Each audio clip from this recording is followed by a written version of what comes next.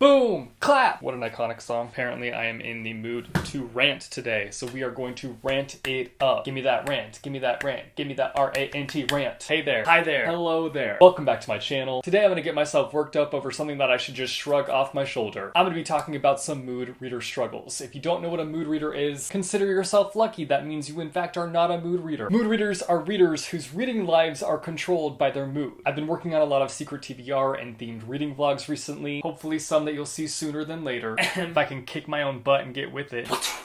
I've been reading, trying to just get one of them done. But in the process, my mood reader side has been killing the vibe. It's really coming at me these days like a full-on wrecking ball. And I know that I'm not alone in the mood reader club, so I wanted to come at y'all today with a rant in hopes that some of y'all can relate and we can unite and make each other feel better. Because I'm tired of these mood reader vibes killing the vibe. I always wonder if me calling myself a mood reader is just me actually like covering up the fact that I'm just lazy. But no, I am absolutely a mood reader, even if it is technically an excuse. The first one is attaching seasons to books. There are certain books that come into my collection that I feel like I need to read during a certain season. Here are a few examples. Spirit Hunters, I have to read this one in the fall time, specifically in October. A Song Below Water, this one belongs in summertime, specifically June. The Bear and the Nightingale, must be read during winter time, specifically December, but I'll accept January. Hot Dog Girl, this is a summer book, must be read specifically in July. Famous in a Small Town, it's giving summer, it's giving September. Here's the thing, here's the dealy wheelie. When those seasons come, do I ever read those books during those seasons? No. Time passes by so fast, and I end up forgetting to read those books during those seasons. And instead of just like letting go of the idea that those books need to be read during those seasons, I'm over here like, that's too bad. I'll just read it next season. And here is where the cycle continues. Why am I like this? Why am I like this? Why am I like this? Why am I like this? Why?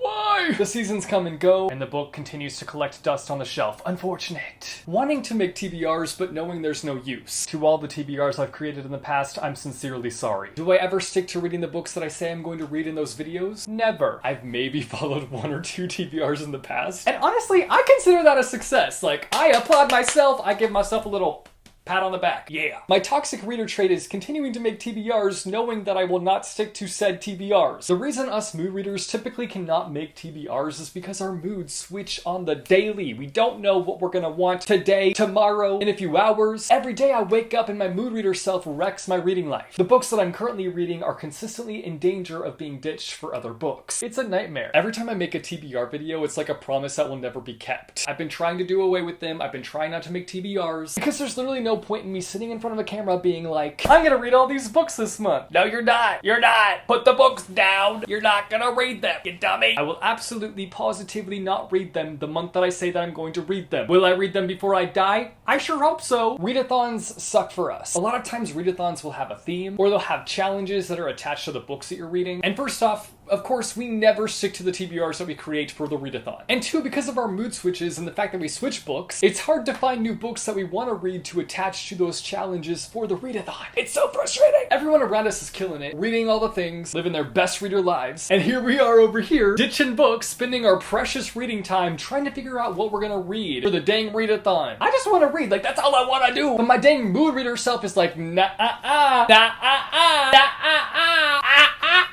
I hate it. When I go to pick up a book, I'm not sure what format I'm in the mood for. Am I in the mood for an audiobook? An ebook? A physical book? Hardback? Paperback? Like, it goes beyond the story itself sometimes. It seeps into the actual formatting of the book. I wish I was joking right now. I'm just glad that I have access to a library app because that just opens the door to more ebooks and audiobooks, which actually might be the cause of more of a problem for me because it gives me even more books to switch to. And that is something that I probably definitely do not need. Am I gonna stop myself from using it though? No. The next two that I'm gonna talk about tie in together, and I feel like I talk about this a lot, but I'm ranting today, so buckle up, let's go. Committing to a series is a no-go, and completing a series is sometimes an unachievable goal. I get so frustrated with myself because sometimes it can take a couple of years to finish a series, which isn't a bad thing per se, because it is nice to take your time with books, take your time with a series, and enjoy the process of the story unfolding. But it can be annoying when you genuinely like the series and you want to know what happens in the end. On one hand, you can't drive yourself or force yourself to finish because you're just not in the mood for it, and if you're not in the mood for it, it's going to be a frustrating reading experience. And then there's the thing where you have to avoid spoilers at all costs, which is not always an easy thing to do in this day and age. We live in the internet age where people write out every little thing that happens in the media that they're consuming in a single tweet. I've never seen an episode of Euphoria, but I feel like I have because people tweet out the entire episode after watching it. I will say that I've become pretty good at avoiding spoilers, but it's still not an easy thing to do. It also sucks though because we can't really join in on like the gush fest that happens. Everyone around us has read the book on release, and they all get to gush and have their little fun and enjoy themselves. And then we'll read the book like 2 or 3 years later and there's not really a hype train to board anymore because it's sailed on by, dropped off all the readers, and came back around and picked us up 2 years later. Realizing the fact that I will never not have a physical TBR because I need to have a variety of books to choose from at all times because I never know what I'll be in the mood for. It's just how it is. I guess I could visit my library more often, but sometimes I just want to own it. I want to own that book. Or sometimes I want to annotate in it, draw all over it, just mark my territory. So that do be how it is. The shame of someone asking if we've read a book and our answer always having to be, I own it, but I've never read it. I just want to be able to be like, yes, I've read it and here are all my thoughts. I don't want to feel the shame of, I own it, but I've never read it. Like,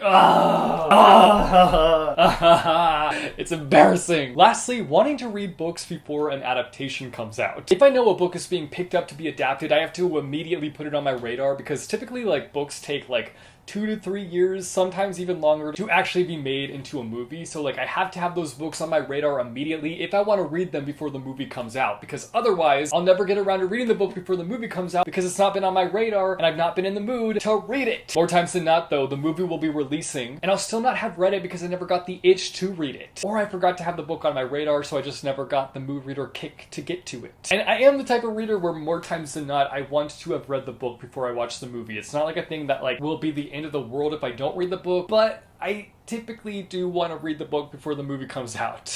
Those are some recent mood reader struggles that I have been thinking about recently, some things that have been driving me bonkers, some things that I've just been living with that I needed to get off my chest. So thank you guys for being my therapist today. I really appreciate you listening to me, but I want to hear from you guys down below in the comments. Are you a mood reader? If you are, let me know if you're related to any of these things. If you're not a mood reader, how? I'm jealous. Tell me how your life is. Are you nice and organized? Are you able to read all the things without anything getting in your way? Because I would love that energy. If you could just send that energy my way, I'd really appreciate it. If you like this video, be sure to go and hit that like button. If you want to see more bookish content from me, be sure to go and hit subscribe or go and hit that bell icon and you'll be notified every time I post new videos. As always, thank you guys so much for watching. I hope your day is bright, that tomorrow is brighter. Keep reading what your heart desires, and I will see you soon with a new video. Bye, yo!